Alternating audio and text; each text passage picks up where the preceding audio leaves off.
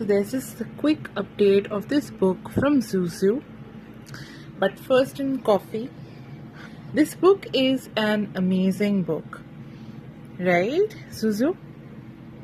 This book is an amazing book and it is more about life and how times change, things change, and life goes on.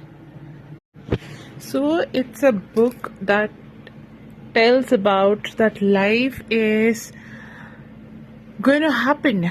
There are going to be ups, there are going to be downs, there is going to be failures and success.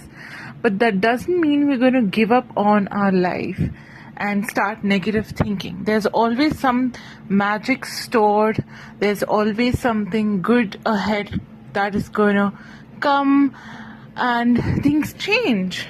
So do not give up. As it says, when we lose our way and then we find it in a very magical way. So it's a really great book. I think everyone going through a phase should definitely read it once and enjoy your coffee before it gets cold. Sim, like he's enjoying his life.